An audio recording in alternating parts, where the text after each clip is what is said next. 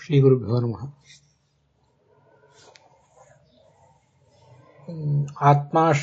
ಆತ್ಮಾನ್ಯೋನ್ಯಾಶ್ರಯ ಚಕ್ರಕ ಅನವಸ್ಥಾ ಕಲ್ಪನಾ ಗೌರವ ಶ್ರುತ ದೃಷ್ಟ ಹಾನಾದಯ ದೂಷಣಾನುಮ ಅಂತ ಇದನ್ನ ನಾವೀಗ ನೋಡಬೇಕು. ಈ ದೂಷಣಾನುಮ ಅಂದ್ರೆ ಏನು ಅಂತ ಇಲ್ಲಿ ಹೇಳಲಿಕ್ಕೆ ತೊಡಗಿದ್ದಾರೆ. ನಮಗೆ ಅನುಮಾನ ಪ್ರಮಾಣದ ಬಗ್ಗೆ ಈಗಾಗಲೇ ನೋಡಿ ಗೊತ್ತಿದೆ. ಪ್ರತ್ಯಕ್ಷ, ಅನುಮಾನ, ಆಗಮ ಅಂತ ಹೀಗೆ 3 ಪ್ರಮಾಣಗಳಿವೆ. ಅದರಲ್ಲಿ ಅನುಮಾನ ಅಂತ ಅನ್ನೋದು ಪ್ರಮಾಣ. ಆ ಅನುಮಾನದ ಪ್ರಭೇದಗಳು ಅನೇಕ ಇವೆ. ಈ ಹಿಂದೆ ಅರ್ಥಾಪತ್ತಿ, ಉಪಮಾನ, ಸಂಭವ, ಪರಿಶೇಷ ಅದನ್ನೆಲ್ಲ ನೋಡಿದ್ದೇವೆ. ಅವು ಎಲ್ಲ ಅನುಮಾನದಲ್ಲೇ ಸೇರ್ತವೆ ಅಂತ. ಈಗ ಈ ದೂಷಣಾನುಮಾನ ಅಂತ ಅನ್ನೋದ್ರ ಬಗ್ಗೆ ನಾವು ನೋಡ್ಲಿಕ್ಕೆ ಹೊರಟಿದ್ದೀವಿ. ನೀವು ಅಲ್ಲಿ ಏನು ಕೆಳಗಡೆ ವಿವರಣ ಅಂತ ನೋಡ್ತಿರಲ್ಲ, ಆ ವಿವರಣದಲ್ಲಿ ಕೆಲವು ವಿಷಯಗಳನ್ನ ವಿಸ್ತಾರವಾಗಿ ಕೊಟ್ಟಿದ್ದಾರೆ. ಅದರಲ್ಲಿ ಕೆಲವನ್ನ ಆಯ್ದುಕೊಂಡು ನಾವೀಗ ನೋಡಬೇಕಾಗಿದೆ. ಈ ಅನುಮಾನ ಅಂತ ಅನ್ನೋದು ಸಾಧನಾನುಮಾನ ಮತ್ತು ದೂಷಣಾನುಮಾನ ಅಂತ 2. ಸ್ವಲ್ಪ ಬೇರೆ ರೀತಿಯಾಗಿ ನಿಮ್ಗೆ ಇದನ್ನು ಹೇಳ್ತಾ ಇದ್ದೀನಿ ಅಷ್ಟೇ. ಅನುಮಾನ ಅಂದ್ರೆ ಏನಂತ ನಮ್ಗೆ ಗೊತ್ತು. ಸಾಧನಾನುಮಾನ ಅಂದ್ರೆ ಸಾಧಿಸುವಂತಹ ಅನುಮಾನ ಅಂತ ಅದರ ತಾತ್ಪರ್ಯ. ಏನನ್ನಾದ್ರೂ ಸಾಧಿಸುವಂತಹ ಅನುಮಾನ. ಅದರ ಶಬ್ದದ ಅರ್ಥನೇ ಆ ಥರ ಇದೆ, ನೇರವಾಗಿ ಗೊತ್ತಾಗ್ತದೆ ನಮಗೆ. ಸಾಧನಾನುಮಾನ ಅಂದ್ರೆ ಅದು. ದೂಷಣಾನುಮಾನ ಅಂದ್ರೆ, ದೂಷಣ ಅಂದ್ರೆ ದೋಷ ಹೇಳೋದು ಅಂತ ಅರ್ಥ. ದೋಷಗಳನ್ನು ಹೇಳಲಿಕ್ಕಾಗಿರುವಂತಹ ಅನುಮಾನವನ್ನೇ ದೂಷಣಾನುಮಾನ ಅಂತ ಈ ರೀತಿಯಾಗಿ ಹೇಳ್ತಾರೆ. ಅಂತೂ ಸಾಧನಾನುಮಾನ ಮತ್ತು ದೂಷಣಾನುಮಾನ ಅಂತ 2 ಏನಿವೆ. ಅಲ್ಲಿ ಸಾಧನಾನುಮಾನದ ಬಗ್ಗೆ ನಮಗೆ ಗೊತ್ತಿದೆ. ಪರ್ವತಃ ವನ್ಯಮಾನ್ ಧೂಮಾತ್ ಅಂತ ಹೀಗೆ ಹೇಳಿದಾಗ ಅಲ್ಲಿ ಧೂಮ ಎಂಬ ಹೇತುವನ್ನು ಇಟ್ಟುಕೊಂಡು ವನ್ಯ ಎಂಬ ಸಾಧ್ಯವನ್ನು ಸಾಧನೆ ಮಾಡ್ತಾ ಇರ್ತೇವೆ. ಆದ್ರಿಂದ ಅದು ಸಾಧನಾನುಮಾನ, ಒಂದು ವಸ್ತುವನ್ನು ಸಾಧನೆ ಮಾಡಲಿಕ್ಕಾಗಿ ಹೊರಟಿರುವಂತಹ ಅನುಮಾನ.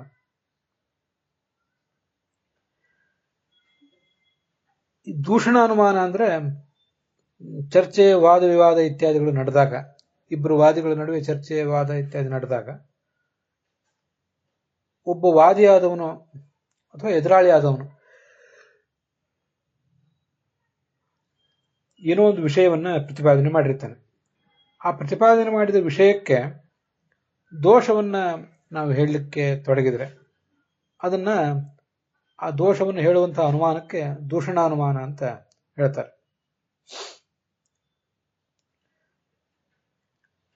ಆತ್ಮಾಶ್ರಯ, ಅನ್ಯೋನ್ಯಾಶ್ರಯ, ಚಕ್ರಕಾಪತ್ತಿ, ಅನವಸ್ಥಾ, ಕಲ್ಪನಾ ಗೌರವ, ಶ್ರುತಹಾನಿ, ಮತ್ತೆ ದೃಷ್ಟಹಾನಿ ಇವೇ ಮೊದಲಾದ ದೋಷಗಳ ಆಪಾದನಾ ರೂಪವಾದದ್ದು.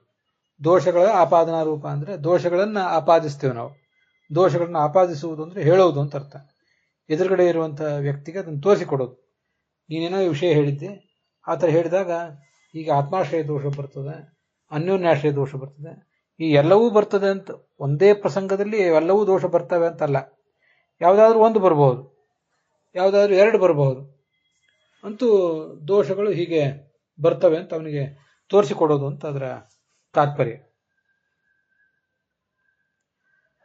ಈಗ ನೀವೇನೆಲ್ಲ ವಿವರಣೆ ನೋಡ್ತಾ ಇದ್ದೀರಿ, ಆ ತರ್ಕ ಅಂತಿದೆಯಲ್ಲ, ತರ್ಕವು ಆಪಾದಿಸುವ ಅನಿಷ್ಟ ಅನೇಕ ರೂಪವಾದದ್ದು ಅಂತಿದೆ. ಅದನ್ನು ಗಮನಿಸಿ. ಅದಕ್ಕಿಂತ ಮುಂಚೆ ವಿವರಣ ಅಂತ ಏನು 2 ಪ್ಯಾರಾದಲ್ಲಿ ವಿವರಣ ಅಂತಿದೆಯಲ್ಲ, ಅಲ್ಲಿರುವಂಥದ್ದು ಎಲ್ಲನೂ ಏನು ಬೇಕಾಗಿಲ್ಲ. ತರ್ಕವನ್ನ ಪ್ರಮಾಣ ಅಲ್ಲ ಅಂತ ತಾರ್ಕಿಕರು ಹೇಳ್ತಾರೆ. ಆದ್ರೆ ಅದು ಕೂಡ ಪ್ರಮಾಣವಾಗಿದೆ ಅಂತ ನಾವಿಷ್ಟೇ ತಿಳ್ಕೊಂಡ್ರೆ ಸಾಕು. ಈ ತರ್ಕ ಅಂತ ಅನ್ನೋದು ಆಪಾದಿಸುವ ಅನಿಷ್ಟ ಅನೇಕ ರೂಪವಾದದ್ದು. ಕೆಲವು ಕಡೆ ಆತ್ಮಾಶ್ರಯ ದೋಷವನ್ನು ಅದು ಆಪಾದಿಸಬಹುದು ಅಂತ ಹೀಗೆ ಬಂದಿದೆಯಲ್ಲ. ಅದಕ್ಕೆ ಪೂರ್ವಭಾವಿಯಾಗಿ ಅನಿಷ್ಟ ಅಂತ ಒಂದು ಶಬ್ದ ಬಂತಲ್ಲ, ಅನಿಷ್ಟ ಅಂದ್ರೆ ಏನು ಅಂತ ನಾವು ತಿಳ್ಕೊಳ್ಬೇಕು. ನಮ್ಮ ಎದುರಾಳಿಯಾದವನು ಏನೋ ಒಂದು ಸಂಗತಿಯನ್ನು ಪ್ರತಿಪಾದನೆ ಮಾಡಿದ್ದಾನೆ. ಅವನಿಗೆ ನಾವು ದೋಷಗಳನ್ನು ಹೇಳಬೇಕು. ನಾವು ಯಾವ ದೋಷವನ್ನು ಹೇಳ್ತಿರ್ತೇವಲ್ಲ ಅದರಿಂದ ಅವನಿಗೆ ಸಮಸ್ಯೆಗಳಾಗ್ತವೆ. ಅವನಿಗೆ ಅದು ಇಷ್ಟ ಆಗೋದಿಲ್ಲ. ಅವನಿಗೆ ಇಷ್ಟ ಆಗದೇ ಇರುವುದನ್ನೇ ನಾವು ಅವನಿಗೆ ಆಪಾದನೆ ಮಾಡೋದು. ನೀನು ಈ ಥರ ಒಪ್ಪಿದ್ರೆ ಹೀಗಾಗಬೇಕಾದೀತು ಅಂತ. ದೇವರನ್ನು ಒಪ್ಪದೆ ಹೋದ್ರೆ ಈ ಜಗತ್ತನ್ನೆಲ್ಲ ನಿರ್ಮಿಸುವವರು ಯಾರು? ಈ ಥರದೊಂದು ಚರ್ಚೆ. ದೇವರಿಲ್ಲ ಅಂತ ಎದುರಾಳಿ ಆದವನು ವಾದ ಮಾಡ್ತಿದ್ದಾನೆ, ದೇವರಿದ್ದಾನೆ ಅಂತ ನಾವು ವಾದ ಮಾಡ್ತಾ ಇದ್ದೀವಿ. ಆ ಪ್ರಸಂಗದಲ್ಲಿ ದೇವರಿಲ್ಲ ಅಂತ ಅವನು ಹೇಳಿದ್ರೆ, ಅದು ದೇವರಿಲ್ಲ ಅಂತಾದ್ರೆ ಈ ಜಗತ್ತನ್ನು ಸೃಷ್ಟಿಸಿದವರು ಯಾರು? ಜಗತ್ತೇನು ತನ್ನಿಂದ ತಾನೇ ಹುಟ್ಟಿತಾ ಅಂತ ಸಮಸ್ಯೆ ಬರ್ತದೆ ಅಂತ ಅವನಿಗೆ ನಾವು ತೋರಿಸ್ತೇವೆ. ಈ ಥರ ಒಂದಲ್ಲ ಒಂದು ರೀತಿಯಿಂದ ಅವನಿಗೆ ಯಾವುದು ಅನಿಷ್ಟವೋ, ಅಂದ್ರೆ ಅವನಿಗೆ ಒಪ್ಪಲಿಕ್ಕೆ ಸ್ವೀಕಾರಕ್ಕೆ ಯೋಗ್ಯ ಅಲ್ಲವೋ ಅದನ್ನು ನಾವು ತೋರಿಸ್ತೇವೆ. ಇಷ್ಟ ಅಂದ್ರೆ ಒಪ್ಪಲಿಕ್ಕೆ ಯೋಗ್ಯವಾದದ್ದು, ನಾವು ಅದನ್ನು ಒಪ್ತೇನೆ, ನನಗೇನು ತೊಂದರೆ ಇಲ್ಲ ಅಂತ ಅವನು ಹೇಳೋದು. ಅನಿಷ್ಟ ಅಂತಂದ್ರೆ ಅವನಿಗೆ ಒಪ್ಪಲಿಕ್ಕೆ ತೊಂದರೆ ಇರುವಂಥದ್ದು, ಅವನಿಗೆ ಅದನ್ನು ಒಪ್ಪಲಿಕ್ಕೆ ಆಗೋದಿಲ್ಲ, ಅವನ ಸಿದ್ಧಾಂತ ಹಾಗಲ್ಲ, ಅವನ ಅಭಿಪ್ರಾಯ ಹಾಗಲ್ಲ, ಅದನ್ನ ಅನಿಷ್ಟ ಅಂತ ಈ ಥರ ಹೇಳ್ತಾರೆ. ಈ ಥರ ಅನಿಷ್ಟವನ್ನು ನಾವು ಅವನಿಗೆ ಆಪಾದಿಸಬೇಕು. ಆಪಾದಿಸುವುದು ಅಂದ್ರೆ ತೋರಿಸಿಕೊಡೋದು, ಹೇಳಿಕೊಡೋದು, ಎತ್ತಿ ಪಾಯಿಂಟ್ ಔಟ್ ಮಾಡೋದು ಅಂತ ಅರ್ಥ. ನಾವು ಕೆಲವು ಕಡೆ ಇವೆಲ್ಲ ಶಬ್ದಗಳನ್ನು ಯಾಕೆ ನಾನು ವಿವರಿಸಿ ಹೇಳ್ತಿದ್ದೀನಿ ಅಂದ್ರೆ, ಆಪಾದನೆ ಮಾಡೋದು ಅಂತಂದ್ರೆ ಸುಳ್ಳಾಗಿ ಆಪಾದನೆ ಮಾಡೋದು ಅಂತಲೂ ನಾವು ಕೆಲವು ಬಾರಿ ಹೇಳೋದಿದೆ. ಅವನೇನೋ ಕಳ್ಳತನದ ಆಪಾದನೆ ಹೊರಿಸಿದ್ದಾರೆ ಅಂತ. ಹೀಗೆ ಆ ತನದ ಆಪಾದನೆ ಹೊರಿಸಿದ್ದಾರೆ ಅಂದ್ರೆ ಅದು ಸತ್ಯವೂ ಆಗಿರಬಹುದು, ಸುಳ್ಳು ಆಗಿರಬಹುದು ನಮಗೆ ಲೌಕಿಕ ವ್ಯವಹಾರದಲ್ಲಿ. ಇಲ್ಲಿ ಆಪಾದನೆ ಅಂತಂದ್ರೆ ಅದು ಅವನಿಗೆ ಯಾವುದು ಸ್ವೀಕಾರಕ್ಕೆ ಯೋಗ್ಯ ಅಲ್ವೋ ಆ ಥರದ್ದು ಅಂತ ಅರ್ಥ. ಈಗ ಆಪಾದನೆಗೆ ನಾವೊಂದು ಬೇರೆ ಉದಾಹರಣೆ ಹೇಳಬೇಕು ಅಂದ್ರೆ, ಒಬ್ಬ ಹುಡುಗ ನಾನು ಓದೋದಿಲ್ಲ ಅಂತ ಹೇಳ್ತಿದ್ದಾನೆ ಅಂತ ತಿಳ್ಕೊಳ್ಳಿ, ನಾನು ಅಭ್ಯಾಸ ಮಾಡೋದಿಲ್ಲ. ಆವಾಗ ನೀನು ಅಭ್ಯಾಸ ಮಾಡದೆ ಹೋದ್ರೆ ನೀನು ಫೇಲ್ ಆಗ್ತಿ ಅಂತ ನಾನು ಅವನಿಗೆ ಹೇಳಿದ್ರೆ, ಫೇಲ್ ಆಗಿ ಬಿಡಬೇಕಾಗ್ತದೆ, ಫೇಲ್ ಆಗಿ ಬಿಡ್ತಿ ಎಲ್ಲ ಒಂದೇ, ಆ ಥರ ಹೇಳಿದರೆ ಅದು ಆಪಾದನೆ. ಇಲ್ಲೇನೋ ಕಳ್ಳತನದ ಆಪಾದನೆ, ಸುಳ್ಳುತನದ ಆಪಾದನೆ ಅಂತ ಆ ಥರದ ಅರ್ಥ ಅಲ್ಲ ಇಲ್ಲಿ. ಆಪಾದನೆ ಅಂದ್ರೆ ಅವನಿಗೆ ಪಾಯಿಂಟ್ ಔಟ್ ಮಾಡಿ ಕೊಡೋದು ಅಂತ ಅರ್ಥ. ಅದು ಅವನಿಗೆ ಸ್ವೀಕಾರ, ಫೇಲ್ ಆಗಿ ಬಿಡ್ತೀನಿ ಅನ್ನೋದು ಅವನಿಗೆ ಸ್ವೀಕಾರಕ್ಕೆ ಯೋಗ್ಯ ಆಗಿರೋದಿಲ್ಲ, ಅವನಿಗೆ ಅದು ಗಮನಕ್ಕೆ ಬಂದಿರೋದಿಲ್ಲ. ಅವನಿಗೆ ನಾವು ತೋರಿಸ್ಕೊಡ್ಬೇಕಾಗ್ತದೆ, ನೀನು ಓದದೆ ಹೋದ್ರೆ ನೀನು ಫೇಲ್ ಆಗಬೇಕಾಗ್ತದೆ ಅಂತ. ಹೀಗೆ ಫೇಲ್ ಆಗಬೇಕಾಗ್ತದೆ ಅಂತ ಹೇಳಿ ತೋರಿಸ್ಕೊಡುವುದೇನಿದೆಯಲ್ಲ ಅದೇ ಆಪಾದನೆ.